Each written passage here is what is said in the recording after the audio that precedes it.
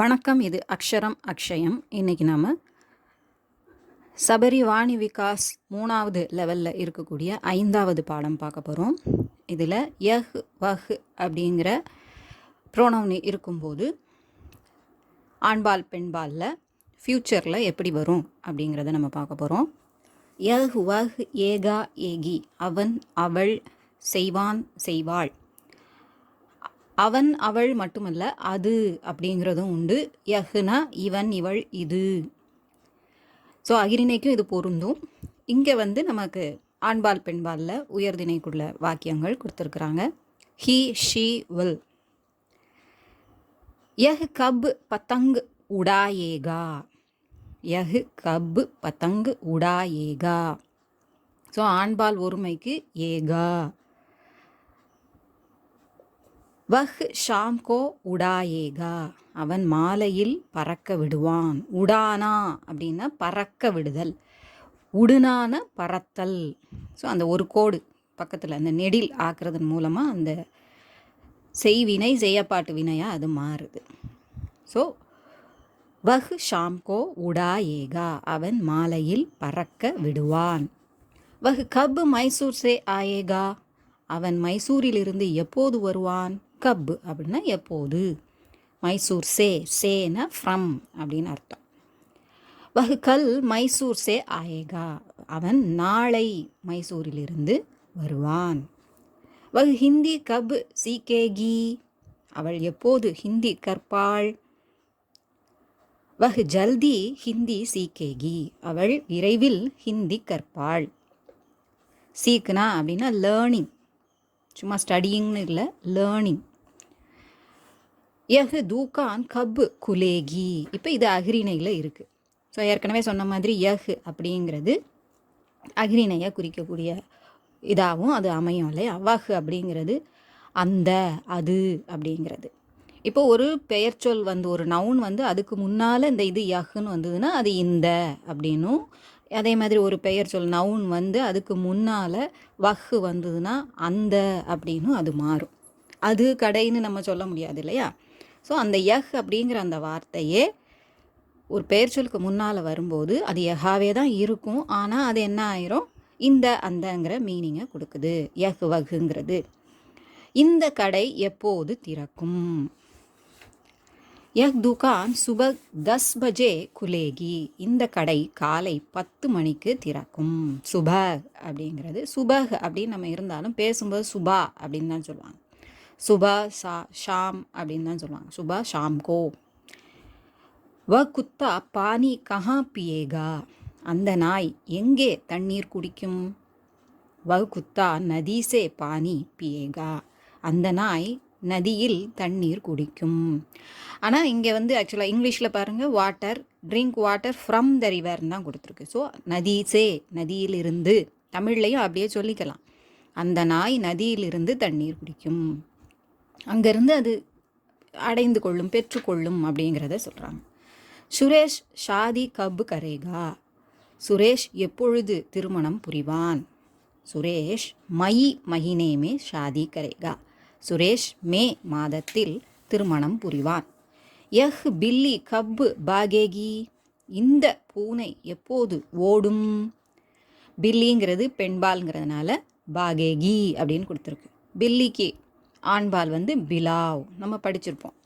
யஹ் பில்லி குத்தே கோ தேக்தேஹி பாகேஹி, இந்த பூனை நாயை பார்த்ததும் ஓடும். தேக்தேஹி, அந்த ஹி அப்படிங்கிறது அதை செஞ்சதுமே அப்படிங்கிற அர்த்தத்தில், பார்த்ததுமே ஓடும்.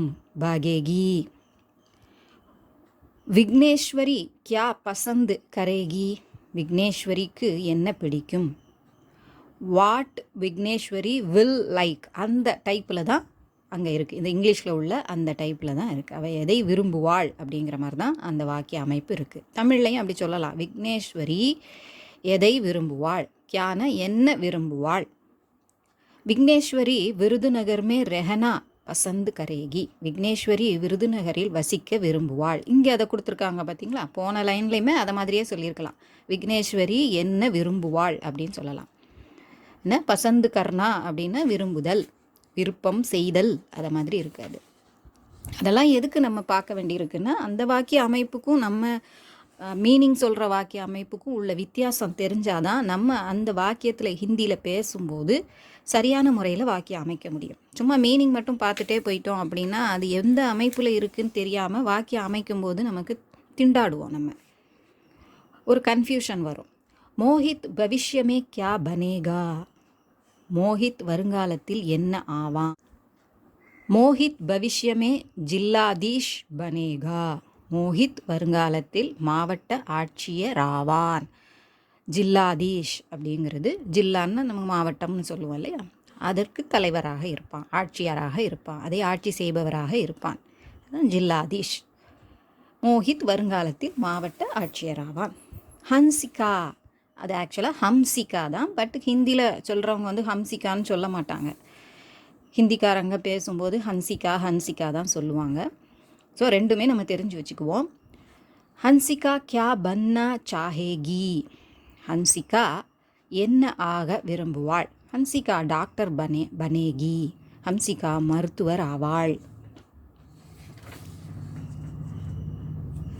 இதில் இப்போது விவசாய தொழில், ஏன்னா இப்போ போன இதில் என்ன ஆக விரும்புவாள் அப்படி இப்படின்னு நம்ம ப்ரொஃபஷனை பற்றிலாம் கொஞ்சம் கொஞ்சம் பேசியிருக்கோம். அது சம்மந்தமாகவே அடுத்தது இருக்குது. விவசாய தொழில், ஆக்குபேஷன். நம்ம விவசாயம்னா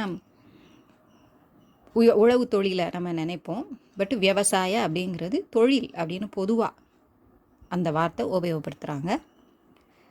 ஒவ்வொன்றா நம்ம பார்க்கலாம். சிகித்சக் மருத்துவர், டாக்டர். ரசோயியா சமையல்காரர், குக். காடிவான் ஓட்டுநர், டிரைவர். சித்திரக்கார் ஓவியர், பெயிண்டர். புலிஸ் காவலர், போலீஸ். கிலாடி விளையாட்டு வீரன், ஸ்போர்ட்ஸ்மேன். கவையா பாடகர், இங்கே பெண்பாலில் கொடுத்துருக்கு.